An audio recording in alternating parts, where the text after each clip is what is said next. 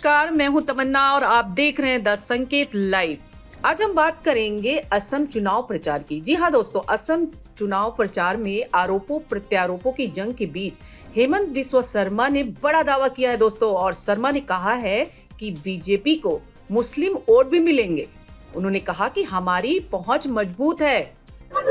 বরাক ভ্যালিত আমি 9 to 11 seats 90 to 100 কেনেকে দেখিলে হাইলাকান্দিৰ কেনেকুৱা পৰিৱেশ? এইটো সিটটো আমি জিকিমে। আলগাপুৰটো ফাইট হ'ব। হাইলাকান্দিটো 100% আমি জিকিমে। বিজেপি এটো কেম্পেইন কৰি আছে। शर्मा ने अपने बयान से कांग्रेस समेत AIUDF और AIMIM की टेंशन बढ़ा दी है दोस्तों। কেম্পেইন কৰি আছে। গৌৰৱ গগৈ কেইটা মিটিং কৰে, মই কেইটা কৰো।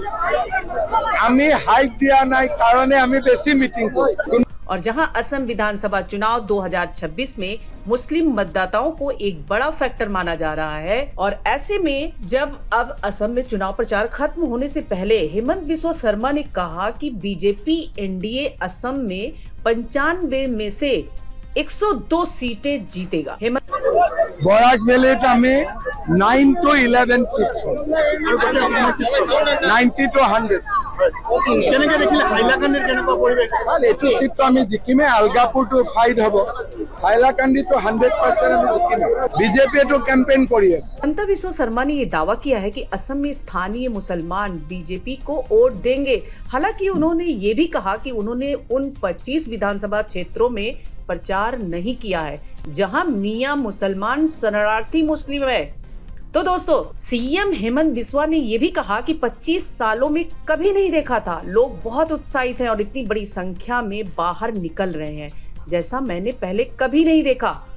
लोगों का मिजाज देखकर लगता है कि हमें करीब 95 में से 102 सीटें मिलेंगी।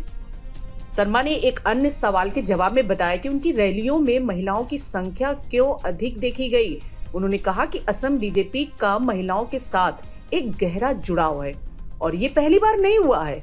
असम आंदोलन के दौरान भी महिलाएं सबसे आगे थीं। हमारे समाज में महिलाएं हमेशा आगे रहती हैं। जो महिलाएं मेरी सभाओं में आती हैं उन्हें उनके पतियों की सहमति मिली होती है। पति या घर के सबसे बड़े बेटे की मंजूरी के बिना कोई भी महिला बाहर नहीं आती। जब महिलाएं सभा में आती हैं तो ये माना जाता है कि पूरा परिवार ही वहां आया है। शर्मा ने यह भी कहा कि असदुद्दीन ओवैसी असम में प्रचार करने पर कहा कि वह एक मेहमान वक्ता की तरह है। उनकी पार्टी चुनाव नहीं लड़ रही है, वे किसी खास पार्टी का समर्थन करने आए हैं। लेकिन मुझे लगता है कि वे असल में असम का जमीनी मिजाज समझने आए हैं। ये 2031 की तैयारी है। मुझे लगता है कि असम के प्रवासी मुस्लिम उनके साथ खड़े नहीं होंगे। हम प्रवासी मुस्लिमों के बीच एक मजबूत राष्ट्रवादी भावना पैदा कर रहे हैं और हमारी पहुंच बहुत मजबूत है। और मैं ये राजनीति के लिए नहीं कर रहा हूँ। जैसे हम यूनिफॉर्म सिविल कोड UCC लाने, बहुविवाह पर रोक लगाने और अरुणोदय योजना, मुफ्त राशन और मुफ्त शिक्षा का प्रस्ताव रखते हैं। हमने एक बड़ा समर्थन आधार बनाया है। लोग चाहते हैं कि हम आए और प्रचार करें। मुझे पूरा भरोसा है कि असम में मूल निवासी मुस्लिम और भारतीय मुस्लिम ओवैसी का समर्थन करेंगे। वहीं शर्मा ने यह भी कहा कि हमें हमेशा भारतीय और मूल निवासी असमिया मुस्लिमों के वोट मिलते हैं। तो सबसे बड़ा सवाल यही है कि बांग्लादेशी मुस्लिमों का है, क्या मुझे उनसे वोट मांगनी चाहिए?